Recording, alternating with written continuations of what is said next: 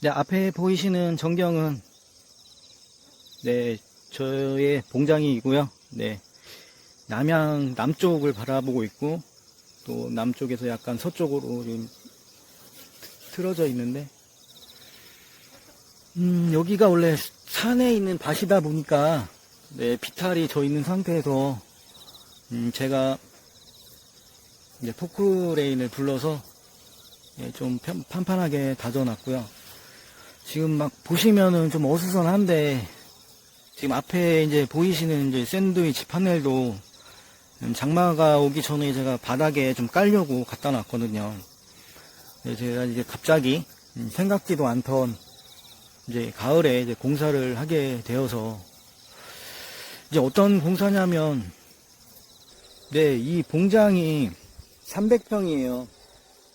근데 지금 말이 300평이지 지금 이 길까지 다 먹어서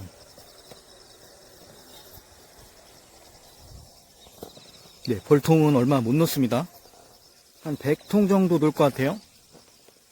100통도 꾸역꾸역 넣을 것 같은데 제가 뭐 취미나 부업용으로 했으면은 뭐 딱 적당한 크기죠. 딱 아담하고 네, 딱 적당한 크기인데 제가 부업도 아니고 취미도 지금은 뭐 취미이자 부업인데 앞으로는 제가 전업으로 좀 할 생각이고 좀 점차 좀 자리를 잡아갈 생각이라서 가을에 저 이 밑에 밭이 있어요.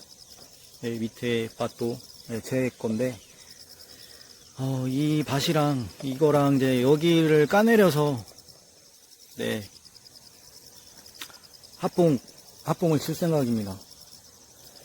좀 더 내년에는 좀 많이 늘릴 생각으로 좀 봉장을 좀 넓히려고 네 가을에 네 공사를 하기로 결정을 했습니다.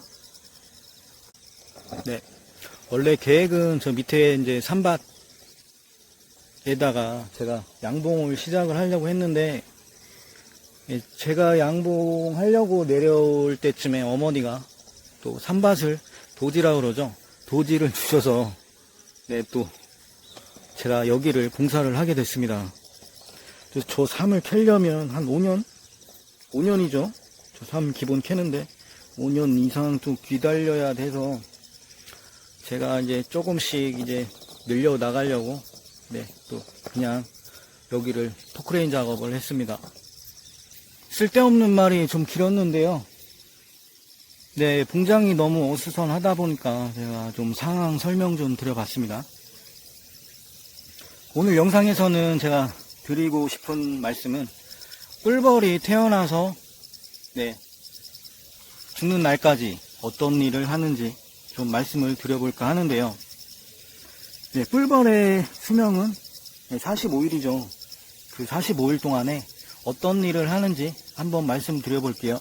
사람도 태어나서 나이를 먹으면 먹을수록 이제 하는 일이 다르듯이 이제 벌들도 하는 일이 정해져 있다고 합니다. 첫 번째로 네, 꿀벌이 출방을 하게 되면 네, 2시간 동안 네, 기운을 차리기 위해서 꿀을 먹는다고 합니다.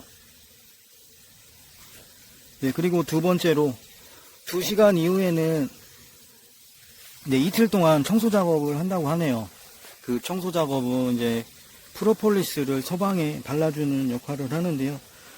소방에 프로폴리스를 바르는 이유는 이제 세균이 없게끔 네, 병원 같은 데 가보시면 무균실이라고 네, 세균이 없는 데를 무균실이라고 말하죠. 네. 그런 것처럼 벌들도 이제 여왕벌이 알을 낳기 전에 네, 프로폴리스를 발라준다고 합니다. 네, 그래서 그 벌 한 마리가 태어날 때마다 프로폴리스를 발라주기 때문에 그 소방이 좀 작아지고 좀 두꺼워지는데요. 그래서 3년 이상 지나면 새 소비를 이제 바꿔줘야 된다는 얘기고요. 오래된 소비에서는 태어나는 벌들이 크기도 작고 건강하지 못하기 때문에 또 저처럼 이제 벌을 분양을 능력이 안 되면 이제 소각을 해야 되겠지만 또 분양 능력이 된다면 이제 분양하실 때 오래된 소비로 이렇게 분양을 하신다고 하네요. 저도 그건 이제 들은 얘기인데 그렇게 이제 하신다고들 합니다. 세 번째로 출방한 지 3일부터 5일까지는요, 이제 육아 작업을 하는데요. 이때부터 육아 작업을 시작을 합니다. 네, 어떤 육아 작업을 하게 되냐면,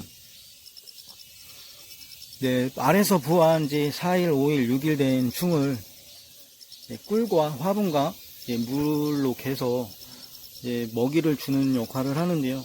또 이때 같이 하는 작업은 보온 작업까지 같이 해준다고 합니다. 그래서 육아조건 3요소가 꿀, 화분, 물이라고 하죠. 그리고 네 번째로 출방한 지 6일부터 9일까지 이때도 육아 작업을 하게 됩니다. 육아 작업을 하게 되는데 또 육아 작업을 하는 일이 또 틀려지는데요. 근데 어떤 일을 하게 되냐면 알에서 부화한 지 1일, 2일, 3일 된 어린 충들에게 로얄 젤리를 먹인다고 하네요. 네, 출방한 지 6일, 7일, 8일, 9일 된 이런 벌들은 이제 머리에 있는 하인두선에서 로얄 젤리를 분비할 수 있는 능력이 생기는데요. 여왕벌 같은 경우는 처음부터 태어날 때까지 로얄 젤리만 먹고 태어나죠. 이제 일벌 같은 경우에는 알에서 부화한 지 3일 동안은 로얄 젤리를 먹고요. 그리고 또 3일 동안은 물로 이제 갠 화분과 꿀을 먹는다고 합니다. 그리고 다섯 번째로 출방한 지 10일 이상이 되면 로얄 젤리 분비 기능이 이제 조금씩 저하를 하는데요. 13일이 지나게 되면 로얄 젤리 분비 기능이 없어진다고 합니다. 그리고 여섯 번째로 13일 이후에는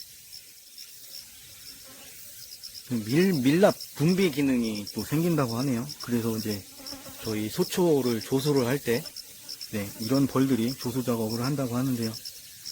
또 이때부터 또 외역봉이 되는 준비, 이제 비행연습 같은 거를 해서 15일 후에는 완전한 외역봉이 되는데요. 이때부터는 이제 하는 일이 죽을 때까지 꿀과 화분과 또 물을 물고 오는 또 외역봉이 된다고 합니다.